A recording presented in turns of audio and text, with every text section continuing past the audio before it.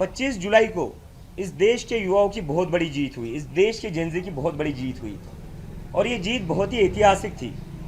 ये जीत ऐतिहासिक इसलिए थी क्योंकि जो सरकार कहती थी 12 साल से इस सरकार में इस्तीफे नहीं होते, इस देश के युवाओं ने, इस देश के जेनजी ने उस सरकार से इस्तीफा लिया और सिर्फ इस्तीफा ही नहीं लिया, इस सरकार को झुकने पर मजबूर किया है।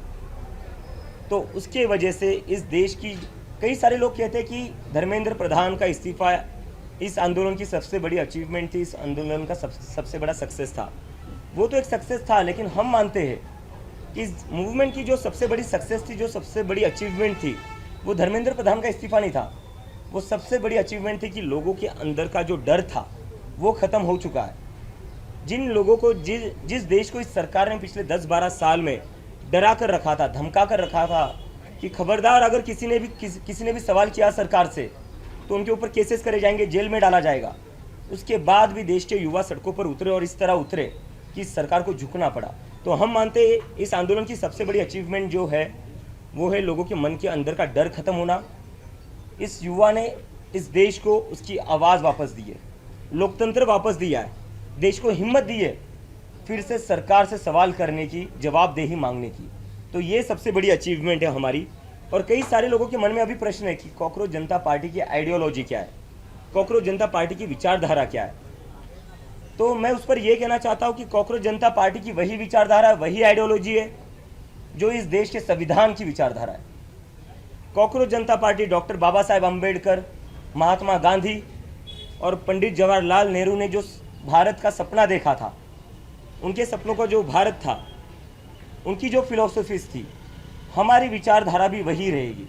डॉक्टर बाबा साहेब अम्बेडकर का सोशल जस्टिस, महात्मा गांधी का नॉन वायलेंस एंड पीस और पंडित जवाहरलाल नेहरू ने जो मॉडर्न इंडिया का फाउंडेशन किया था, एक सपना देखा था आधुनिक भारत का, वो हमारी आइडियोलॉजी रहेगी, वो हमारी फिलॉसफी रहेगी। उसके बाद आते हैं कि कॉकरोच जनता पार्टी का आगे का एजेंडा क्या है, कॉकरोच जनता पार्टी आगे जाकर क्या करने वाली है। तो मुझे आप सभी लोगों को बताते हुए खुशी हो रही थी कि कई सारे लोग हमें मैसेजेस कर रहे थे, मैसेजेस कमेंट्स पर पूछ रहे थे कि आगे क्या करोगे, आगे क्या करोगे। तो उस पर हम एक अनाउंसमेंट करने जा रहे हैं। सितंबर के महीने में कॉकरोच जनता पार्टी एक नेशन वाइड कैंपेन शुरू करने जा रही है। ये एक तरीके का नेशन वाइड टूर होगा हमारा।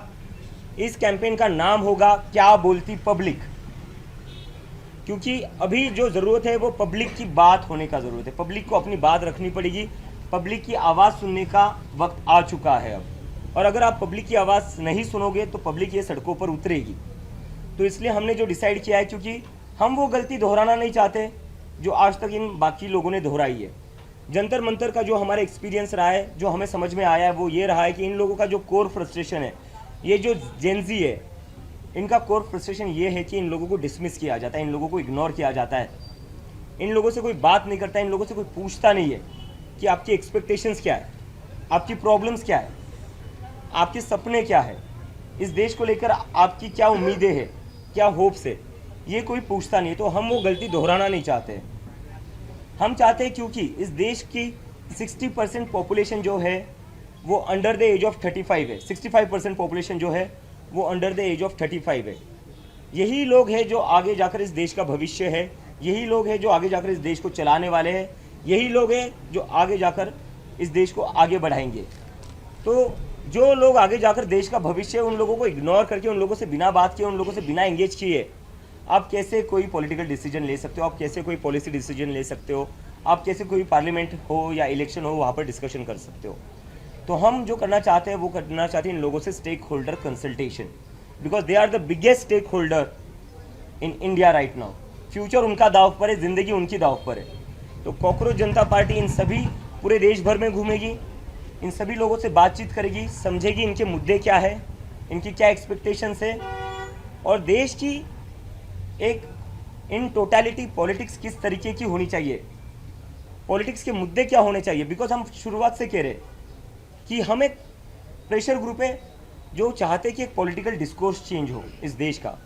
क्योंकि पॉलिटिकल डिस्कोर्स में, हमारे देश के पॉलिटिकल डिस्कोर्स के नाम पर क्या होता है, यूपी में होता है शमशान बनेगा या कब्रिस्तान बनेगा, महाराष्ट्र में आते हैं तो कहते हैं बटोगे या कटोगे। इससे किसी को जॉब्स नहीं मिल रही है, इससे किसी को अच्छी शिक्षा नहीं मिल रही है। तो हम जो चाहते हैं वो ये है कि मुद्दों की बात हो, शिक्षा की बात हो, बेरोजगारी की बात हो, और इसके साथ साथ इस देश के युवा, उनकी जो भी उम्मीदें, उनके जो भी कंसर्न्स हो, बात उस पर हो, देश के युवाओं की बात हो, उनके मन की बात ज़रूरी है, क्योंकि दे आर इन मेजॉरिटी। उनकी बात आपको सुननी पड़ेगी।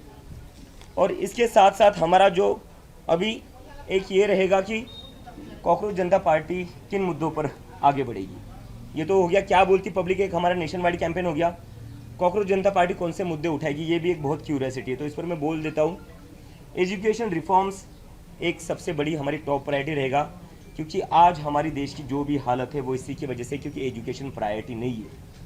ना वो किसी भी पॉलिटिकल पार्टी की है, ना वो सरकार में जो लोग बैठे हुए, ना उसकी प्रायोरिटी है। तो इसलिए एजुकेशन रिफॉर्म्स हम चाहते हैं। आज की डेट में हमारे देश में एजुकेशन अनअफोर्डेबल बन चुका है। अगर किसी को अपने बच्चे को स्कूल में भेजना है, एडमिशन दिलवाना है प्राइवेट स्कूल में, सरकारी स्कूलों की तो क्या हाल कर रखी है हमने देखा ही है। पिछले 10 साल में 94,000 सरकारी स्कूल बंद कर दिए गए। इन स्कूलों को सुधारा जा सकता था, रेनोवेट किया जा सकता था, लेकिन सरकार ने क्या चुना? सरकार ने सरकारी स्कूलों को बंद करना चुना, क्योंकि फ़ायदा इससे सीधा प्राइवेट स्कूलों को होगा। तो सरकार की तो कहीं पर भी प्राथमिकता नहीं है कि कैसे ज़्यादा से ज़्यादा बच्चों को एजुकेशन मिले। हम वो बदलना चाहते हैं। हम चाहते हैं कि ये जो शिक्षा को इतना एक्सपेंसिव बनाया है, स्कूलिंग को इतना एक्सपेंसिव बनाया हुआ है, वो एक तो पहले कम हो जाए। कैसे कोई family, middle class family, lower middle class family अपने बच्चे को अच्छा एजुकेशन दिला सकती है, जब उनको हर साल 1-1.5 लाख की तो फीस ही देनी पड़ती है फर्स्ट या सेकंड स्टैंडर्ड के लिए। उतनी तो ना इनकम होती है, ना सेविंग्स होती है फैमिलीज़ की। जो परिवार 40-50 हज़ार कमाता है, घर चलाने में उसके 30-40 हज़ार जाएंगे, बचेगा क्या? बचेंगे 10 हज़ार हर महीने के। कहाँ से एक साल के वो 1-1.5 लाख भरेंगे? तो ये सबसे पहले कम होना चाहिए। प्राइवेट स्कूलों पर कैप लगना चाहिए फीस के रिगार्डिंग। सरकारी स्कूलों पर सरकार को काम करना पड़ेगा। आपकी जिम्मेदारी है सरकारी स्कूल चलाना। जिस तरह से अपने डीमोनेटाइजेशन के बाद हर जिले में अपने मुख्यालय खोल दिए थे, अपने हेडक्वार्टर्स खोल दिए थे, आपने क्यों वैसे स्कूल्स नहीं खोले? उल्टा आप स्कूल बंद करते गए हो। तो ये नहीं चलेगा। एजुकेशन रिफॉर्म ज़रूरी है। और ये बस प्राइमरी स्कूल की बात नहीं है, जो कॉलेजेस में भी डोनेशन आते, मैनेजमेंट कोटा चलता है, डोनेशंस के नाम पर जो सीटें भरी जाती है। एक तो सीटें कम है हमारे देश में, कॉलेजेस में सीटें कम है, जिसकी वजह से कई लोगों का हक मारा जाता है। मैनेजमेंट कोटा के ऊपर कोई बात नहीं करता है। 25-25, 30-30 लाख देकर वहाँ पर सीटें भरी जाती है, उसके ऊपर कोई बात नहीं करता है। तो एजुकेशन रिफॉर्म्स को हम पुश करेंगे, जहाँ पर हम चाहते हैं एजुकेशन अफोर्डेबल बने। ऐसा एक भी इस देश में व्यक्ति ना हो जिसको लगे कि मेरे बच्चे को मैं पढ़ा नहीं सकता, मैं मेरे बच्चे को इंजीनियर नहीं बना सकता, मैं डॉक्टर नहीं बना सकता, मैं साइंटिस्ट नहीं बना सकता, क्योंकि मेरे पास उतना पैसा नहीं। क्योंकि डॉक्टर बाबा साहेब अम्बेडकर ने कहा था, education is a fundamental right. Education is not a business, it's a fundamental right of every kid that is born in India, and we want to ensure that. उसके बाद में है इंस्टीट्यूशनल अकाउंटेबिलिटी। हमारे देश में जो कुछ हो रहा है, उसके बाद से इंस्टीट्यूशनल अकाउंटेबिलिटी हमारे देश में एक बहुत ही डेंजरस सिचुएशन में है। अभी सारे इंस्टीट्यूशंस के ऊपर पब्लिक का भरोसा कम होते जा रहा है। कम क्या होते जा रहा है? गुस्सा बढ़ते जा रहा है कि अकाउंटेबिलिटी कहाँ बची इन इंस्टीट्यूशंस में। हम पॉलिटिक्स की बात करें, लोग कहते हैं कि हम सुबह किसी को एक पार्टी से चुनते हैं, वो शाम को किसी और पार्टी में होता है। सुबह हम एक सरकार के लिए वोट करते हैं, लेकिन शाम को कोई और ही सरकार बन जाती है। और जब वो नहीं होता है तो ईडी सीबीआई भेजकर पार्टियों को तोड़ा जाता है। तो एक जो पॉलिटिकल सिस्टम है, उसके ऊपर से भी लोगों का भरोसा उठते जा रहा है। और अगर ऐसा चलता रहा तो इस देश के डेमोक्रेसी के लिए बहुत ही डेंजरस साइन है। दूसरा, इलेक्शन कमीशन। हमारे देश में एक टाइम हुआ करता था जहां पर वोटर्स सरकार चुनते थे, लेकिन आज के दौर में क्या हो रहा है? सरकार चुन रही है कि वोटर कौन होगा, सरकार चुन रही है कि कौन वोट नहीं करेगा, कौन वोट डालेगा। तो डेमोक्रेसी ऐसे नहीं चल सकती है। तो इस पर इलेक्शन कमीशन की जो अकाउंटेबिलिटी है वो भी फिक्स करनी पड़ेगी। अगर इलेक्शन कमीशन की अकाउंटेबिलिटी फिक्स नहीं करेंगे तो ये देश में इलेक्शन मैनिपुलेशन होता रहेगा, और उससे उसके बाद नाम के इलेक्शंस रह जाएंगे। It will just become a formality, जो हम नहीं चाहते। और उसके साथ साथ अभी जुडिशरी जो है, जुडिशरी के ऊपर भी बहुत बड़ा प्रश्न चिन्ह निर्माण है। लोग कहते कि जो कॉमन इंसान जुडिशरी में जाता है उसकी सुनवाई जल्दी नहीं होती, उसकी हियरिंग जल्दी नहीं होती, उसके डिसीजन जल्दी नहीं आते, उसके ऑर्डर जल्दी नहीं आते, उसको बार बार जाना पड़ता है, धक्के खाने पड़ते हैं कोर्ट के। लेकिन जैसे कोई बड़ा बिजनेसमैन चले जाता है, उनकी अर्जेंट हियरिंग लग जाती है। हमने तो देखा है कैसे कैसे मिडनाइट हियरिंग्स भी हुई है कुछ केसेस में, लेकिन वो उन सभी केसेस में हुए जो हाई प्रोफाइल केसेस थे। जहाँ सरकार गिरानी है वहाँ अर्जेंट हियरिंग हो जाती है। जहाँ MP MLAs को पार्टी स्विच करवाना है वहाँ अर्जेंट हियरिंग हो जाती है, अर्जेंट ऑर्डर भी आ जाता है। लेकिन जब इस देश का सामान्य नागरिक जब कोर्ट में जाता है तब अर्जेंट हियरिंग नहीं होती है। और तब तो मतलब कुछ कुछ जज तो ऐसे वो स्टेटमेंट भी दे देते कि हमारे पास अभी इसके लिए टाइम नहीं है। तो इसके वजह से देश के लोगों का जुडिशरी से भी भरोसा उठता जा रहा है। और उसके साथ साथ जो सबसे कंसर्निंग बात है, कई मीडिया के साथी यहाँ खड़े हुए हैं, ये ग्राउंड रिपोर्टर से आप लोगों की हम बहुत इज्जत करते हैं क्योंकि हम लोगों को पता है आप कितनी मेहनत करते हो। लेकिन जो मीडिया हाउसेज है उनको कहीं ना कहीं समझना पड़ेगा, देश की जनता आपसे काफ़ी नाराज़ है। वो नाराज़ इसलिए क्योंकि आप उनकी बात नहीं कर रहे हो। आप एक पार्टी के गुणगान करने में लगे हुए हो, आप एक पार्टी का बस एजेंडा चलाने में लगे हो। आप उस पार्टी से ना सवाल करते हो, ना आप उस पार्टी से पूछते हो कि अगर आप कोई डिसीजन ले रहे हो उस पर जो पब्लिक का ओपिनियन है आप वो भी नहीं दिखाते हो। आप हर चीज़ को मास्टर स्ट्रोक करते रहेंगे, कहते रहेंगे।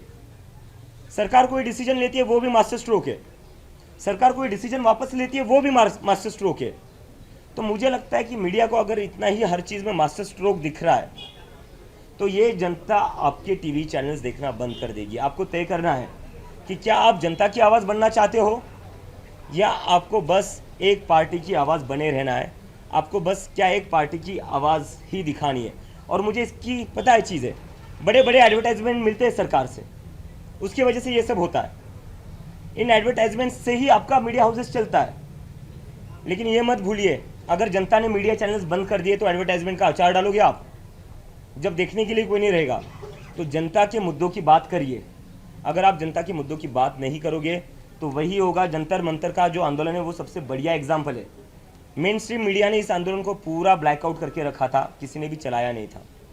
उसके बाद भी आंदोलन सक्सेसफुल हुआ क्योंकि जनता को भी समझ में आ गया अगर मीडिया हमारी आवाज़ नहीं दिखाएगी, हमारी आवाज़ नहीं सुनाएगी लोगों को, तो लोग अपनी आवाज़ खुद लेकर सड़कों पर उतरेंगे। और अब दूसरे प्लेटफॉर्म्स भी आ चुके हैं उसके लिए। और एक लोगों के मन में ये है कि कॉकरोच जनता पार्टी से ही सारी उम्मीदें हैं और कई लोगों को लगता है कि अब ये सारी चीज़ें सॉल्व कर देंगे। मैं उस पर ये कहना चाहता हूँ, अगर आपको लगता है कोई एक इंसान, कोई एक व्यक्ति सारी चीज़ें सॉल्व कर देगा तो वैसा नहीं होगा। जो भी इंसान आपसे ये कहता है कि वो सारी चीज़ें सॉल्व कर देगा वो झूठ कह रहा है, जिसका सबसे बड़ा उदाहरण हमने 2014 में देखा था।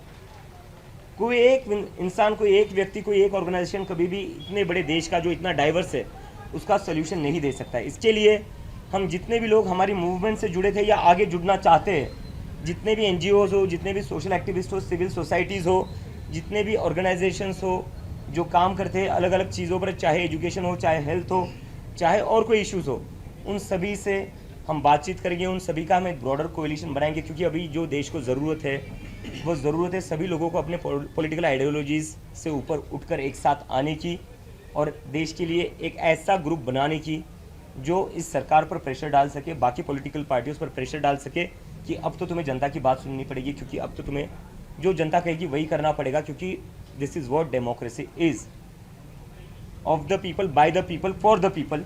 वो हमें वापस लाना है। Thank you. इसके बाद आशुतोष, अभी सौरभ, नहीं प्रश्न अंदर क्यों, प्रश्न अंदर क्यों, 2-3 चीजें बची हैं, उसके बाद आपके प्रश्न। हाँ, इंपॉर्टेंट अनाउंसमेंट है, ऑर्गेनाइजेशन एक्सपांड कर रहे हैं हम, वो सारी चीज़ें।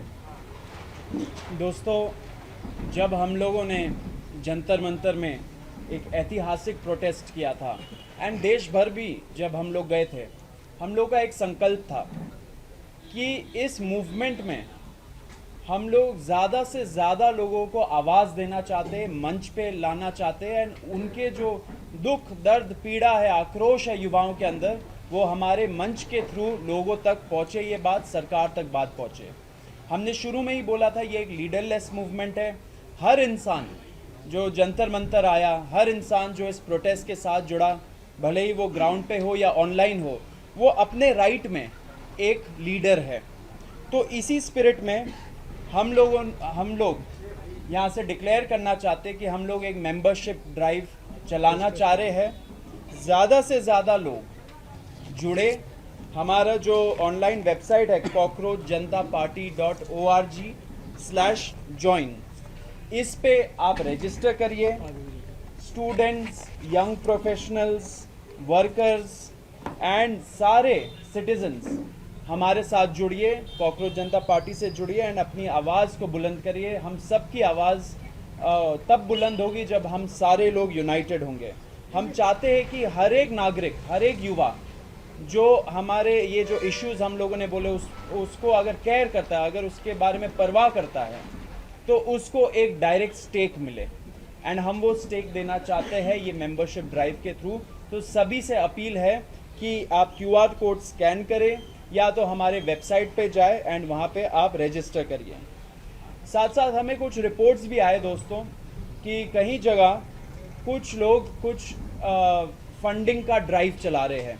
हम यहाँ से क्लियर कर देना चाहते कि कॉकरोच जनता पार्टी अभी कोई भी फंड्स एक्सेप्ट नहीं कर रही है, कोई भी किस्म का क्राउड फंडिंग कैंपेन नहीं चला रही है। तो लोग जो दूसरे संस्थानों से जुड़ रहे या ऐसे कैंपेन से जुड़ रहे वो सावधान रहे, पूरा उनका बैकग्राउंड चेक करिए एंड वेरीफाई करिए कि ये क्या है एग्जैक्टली, क्योंकि हम लोग ऐसा कुछ ऑफिशियली नहीं चला रहे कहीं भी। तीसरा चीज़ जो हमें एड्रेस करना है दोस्तों, वो हमें इतने बहुत सारे क्वेश्चंस आए प्रोटेस्ट के दौरान भी एंड प्रोटेस्ट के बाद भी, इंस्टाग्राम के थ्रू, ट्विटर के थ्रू, सोशल मीडिया, हम लोग जो लोगों से मिल रहे हैं वो सब हमें पूछ रहे हैं कि कॉकरोच जनता पार्टी क्या है और क्यों। क्योंकि हमने डिक्लेयर किया कि पब्लिक प्रेशर ग्रुप बनना है, तो पब्लिक प्रेशर ग्रुप क्यों बन के रहना है। तो हम ये बता देना चाहते हैं दोस्तों कि हम जानते हैं कि लोग चाहते हैं, युवा चाहती है कि कॉकरोच जनता पार्टी एक पॉलिटिकल पार्टी बने, लेकिन इस टाइम पे जिस किस्म के हालात है इस देश में, इस हालात में एक और पॉलिटिकल पार्टी बनना कोई यूज़फुल नहीं होगा, ऐसा हमें लगता है। क्यों? क्योंकि जैसे अभिजीत ने भी बोला, आपने भी पढ़ा, ईडी यूज़ करके, सीबीआई यूज़ करके, आईटी यूज़ करके जो अभी एग्जिस्टिंग पॉलिटिकल पार्टीज़ है उनको भी तोड़ा जा रहा है। आपका जो वोट है उसका कोई महत्व नहीं बच रहा है, क्योंकि वो डिसाइड कर रहे हैं कि वोट कौन देगा एंड सरकार किसकी बनेगी, एमपीज़ किस पार्टी में जाएंगे। तो instead of focusing our energy into making a political party, हमारे एनर्जी वहाँ पे यूज़ करने से बेटर होगा कि हम लोग ग्राउंड पे जाए, लोगों से जुड़े, लोगों का दुख, दर्द, पीड़ा, आक्रोश ये समझे एंड उनके लिए काम करें, वहाँ से रिफॉर्म्स निकले, ग्रास रूट लेवल पे एक अकाउंटेबिलिटी का कल्चर बने एंड वहाँ पे अवेकनिंग हो। तो हमारा एनर्जी वहाँ बेटर होगा इस टाइम पे। तो हम लोग ये डिक्लेयर करना चाहते हैं, क्लैरिफाई करना चाहते हैं कि इस टाइम पे हम लोग कोई पॉलिटिकल पार्टी नहीं बनाना चाहते, इसको एक पब्लिक प्रेशर ग्रुप के तरह चलाना चाहते, युवाओं के पास जाना चाहते हैं एंड इसलिए हम लोग ये कैंपेन भी कर रहे हैं। तो जितने भी अभी बातें हुई उसके लिए आप समझ सकते हैं कि हमें एक बेसिक संगठन की, बेसिक ऑर्गेनाइजेशन की दरकार है। तो हमें बताते हुए बहुत खुशी हो रही है कि सीजेपी की नेशनल वर्किंग कमेटी ने, NWC ने जो पहली लेयर ऑफ नेशनल लीडरशिप है उसको रेटिफाई किया है। मैं चाहूँगा कि आप सभी के नाम नोट करें, लेकिन उनकी उम्र ज़रूर नोट करिएगा, क्योंकि एक बहुत ही यंग टीम आगे चल के सीजेपी को लीड करेगी। तो founder, national convener Abhijeet Dipke 30 years old, मैं आशुतोष रांकौर, सौरभ दास, मैं 30 वर्षीय और सौरभ 27 वर्षीय, हम लोग को कन्वीनर्स रहेंगे। उसके अलावा अजिंक्य शिंदे ओवरऑल संगठन इंचार्ज, एग्जीक्यूटिव हेड होंगे हमारे संगठन के, 35 वर्षीय हैं। दीपक बालियान जी सेकंड इन कमांड, संगठन को इंचार्ज रहेंगे। ये लोग मिलकर पूरे देश भर में किस तरह से हमारे संगठन को बढ़ाया जाए, किस तरह से हमारी कार्डर बिल्डिंग की जाए, वो आने वाले समय में करेंगे। इसके अलावा आफरीन नवाज जी 34 वर्षीय नेशनल सेक्रेटरी, वो आज कुछ पर्सनल कारणों से यहाँ पर मौजूद नहीं है, वो पूरा हमारा सेक्रेटेरिएट मैनेज करेगी, जितने भी हमारे ऑपरेशंस हैं, लॉजिस्टिक्स है, वो हैंडल करेंगी। मीडिया लीड, मीडिया के बंधु स्पेशली ध्यान दें, Vijay Reddy Malangi 30 years old, overall media coordinator रहेंगे। जो भी फ्यूचर प्रेस ब्रीफिंग्स होंगी, मीडिया इंटरव्यूज़ होंगे, आप सभी लोग विजय के टच में रहें। रत्ना को आप सभी लोग जानते हैं, Ratna Singh again 31 years old, हमारा पूरा लीगल सेल रत्ना की टीम लीड करेगी। पूरे देश भर में हम लोग मिलकर लॉयर्स का एक कलेक्टिव बनाएंगे, जो आगे जाकर जितने भी हमारे इवेंट्स हैं, प्रोटेस्ट्स हैं, उनको लीगल प्रोटेक्शन प्रोवाइड करेंगे। रत्ना की पूरी टीम ऑलरेडी जो भी अभी सरकार से लीगल केसेस को लेकर अंडरस्टैंडिंग थी, उस पर लगातार काम कर रही हैं। इसके अलावा रिसर्च एंड पॉलिसी लीड 29 वर्षीय वैष्णवी गौड़। वैष्णवी आज मौजूद थी लेकिन कुछ इमरजेंसी के कारण उन्हें जल्दी निकलना पड़ा।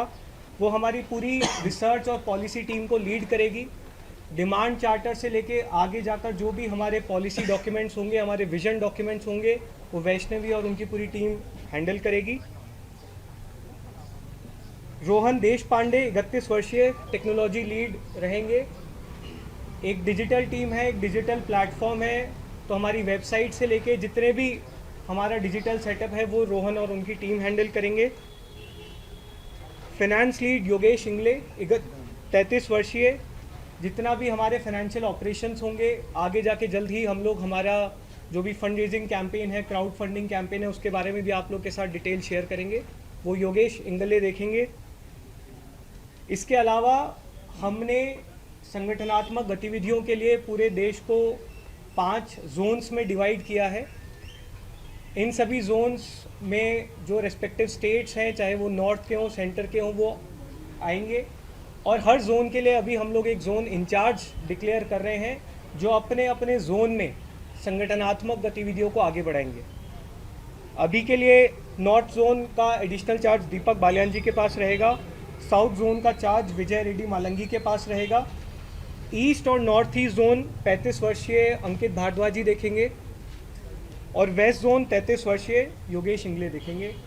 तो हम सभी लोगों को बहुत बधाई देते हैं और हम उम्मीद करते हैं कि जो उम्मीद सीजेपी ने पिछले 2 महीने में देशवासियों को दी है, हम उस पर आगे भी खरा उतरेंगे।